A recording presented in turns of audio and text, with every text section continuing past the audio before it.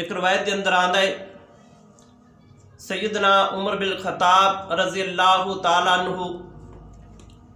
آپ نے ایک رجسٹر بنایا ہے 7 دن دے جڑے آپ عمال کردے نے اس رجسٹر دے اتے وہ تحریر فرما دے نے۔ پھر جدو جمعۃ المبارک دا دن آندا ہے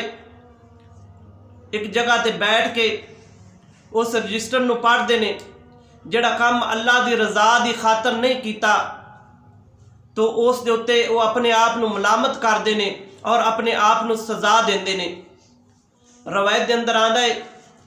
کہ جدو آپ دا وصال مبارک ہویا تو کی دیکھا کہ آپ دے بدن دے اتے کوڑیاں دے نشان سن،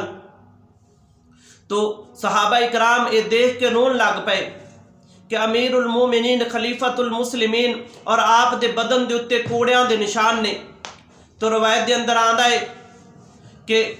آپ جدوں بھی قرآن مجید دے وچوں خوف خدا والی آیت پڑھ دے یا موت والی آیت پڑھ دے جس دے اندر اللہ نے موت دا ذکر فرمایا ہے تو آپ غشی کھا کے زمین دے اتے گر جاندے۔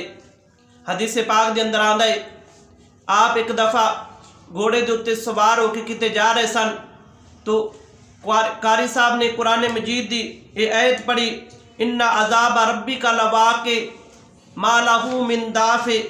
کہ بے شک تیرے رب دا عذاب ضرور آئے گا، اسے کوئی نہیں ٹالنے والا۔ تو روایت دے اندر آندا ہے حضرت عمر بن خطاب گھوڑے تو گش کھا کے زمین دے اتے گر گئے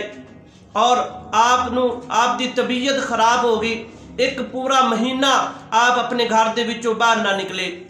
تو روایت دے اندر آندا ہے آپ تنہائی دے اندر بیٹھ کے اللہ تبارک و تعالیٰ دی بارگاہ دے اندر اپنے گناہ یاد کر کر کے روندے کہ یا رب العالمین میں زمانہ جہلیت دے اندر اے گناہ بھی کیتا ہے، اے گناہ بھی کیتا ہے، اے گناہ بھی کیتا ہے۔ حضرت عمر بن خطاب کون نے کہ آپ عشرہ مبشرہ صحابہ اکرام دے وچوں نے جنہاں نو پیارے محبوب علیہ السلام نے دنیا دے اتے ہی جنت دی بشارت دیتی ہے۔ تو میرے آقا علیہ السلام دے وہ جانسار صحابی نے کہ جنہاں نو اللہ تبارک و تعالیٰ دے پیارے محبوب علیہ السلام نے جنت دی بشارت دیتی ہے، لیکن اس دے باوجود بھی آپ ہر وقت اللہ دی بارگاہ دے اندر گڑ گڑاندے رہندے اور روندے رہندے۔